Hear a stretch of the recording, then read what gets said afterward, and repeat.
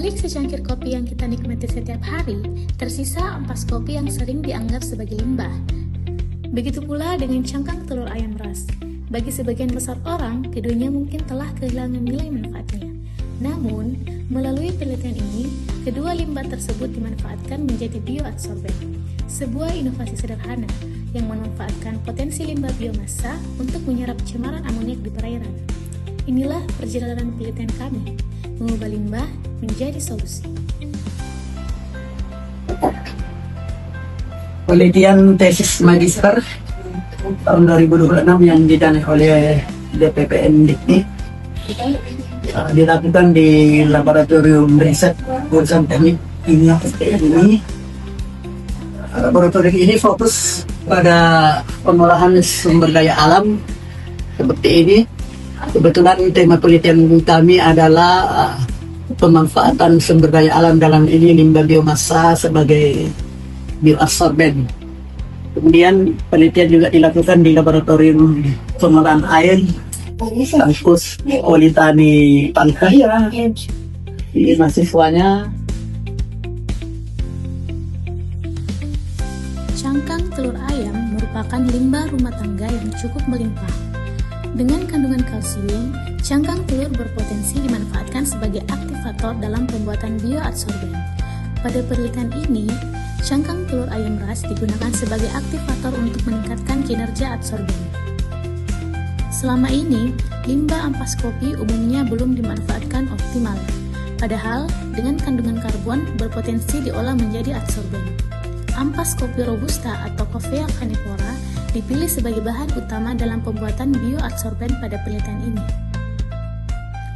Ampas kopi robusta dan cangkang kulit telur ayam ras terlebih dahulu dipreparasi dan dikeringkan dalam oven, kemudian dikarbonisasi dalam tanur. Karbon yang dihasilkan dihaluskan dan diayak. Proses aktivasi dilakukan menggunakan cangkang telur ayam ras. Pada rasio tertentu dicampurkan ke dalam adsorben ampas kopi tersebut. Melalui proses karbonisasi dan aktivasi ini, bioadsorben diharapkan memiliki kemampuan adsorpsi yang lebih baik terhadap cemaran amoniak di perairan. Bioadsorben yang telah dibuat diaplikasikan untuk mengadsorpsi amoniak, sehingga efektivitasnya dapat dievaluasi melalui pengujian laboratorium, juga diuji cobakan pada sampel air, disampling dari perairan empang yang mengandung cemaran amoniak relatif tinggi. Bagian terpenting dari penelitian ini memahami fenomena adsorpsi yang terjadi antara bioadsorben dan amoniak. Melalui serangkaian pengujian, diamati bagaimana bioadsorben teraktivasi tersebut berinteraksi dengan molekul amoniak.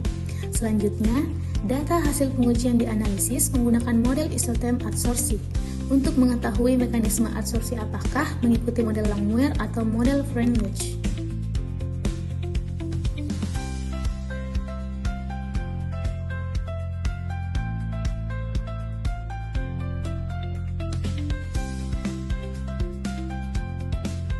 Sebagai bagian dari skema penelitian tesis magister, hasil penelitian ini menjadi bahan penyusunan tesis magister dan publikasi ilmiah bagi mahasiswa yang menjadi anggota tim ini. Karakteristik bioadsorben dianalisis menggunakan model FTR, menunjukkan adanya beberapa gugus fungsi seperti gugus hidroksil atau OH dan gugus karbonil atau CO, yang berperan sebagai lokasi interaksi dengan molekul amoniak. Analisis FTR ini menunjukkan proses aktivasi menggunakan cangkang telur ayam ras terbukti meningkatkan jumlah gugus fungsi aktif, sehingga interaksi antara bioadsorben dan adsorbat amoniak meningkat. Karakteristik pori bioadsorben juga dianalisis menggunakan metode BET, menunjukkan bahwa bioadsorben memiliki luas permukaan spesifik yang besar. Hal ini mengindikasikan bahwa proses karbonisasi dan aktivasi berhasil meningkatkan karakteristik bioadsorben, sehingga berpotensi memberikan kemampuan adsorpsi yang lebih baik terhadap amoniak. Mekanisme adsorpsi amoniak dianalisis menggunakan model isotem Langmuir dan Freundlich. Berdasarkan hasil analisis, proses adsorpsi amoniak lebih sesuai mengikuti model isotem Freundlich dibandingkan model Langmuir. Hal ini menunjukkan bahwa proses adsorpsi berlangsung pada permukaan bioadsorben yang bersifat heterogen, sehingga menyediakan lebih banyak lokasi adsorpsi bagi molekul amoniak. Sebagai kesimpulan, penelitian ini menunjukkan bahwa karbon ampas kopi robusta yang diaktifasi menggunakan cangkang telur ayam mas berpotensi dikembangkan sebagai bioadsorben yang ramah lingkungan. Selain memberikan nilai tambah terhadap limbah biomasa, bioadsorben ini juga berpotensi dimanfaatkan dalam pengolahan limbah cair, khususnya untuk menurunkan cemaran amoniak di perairan.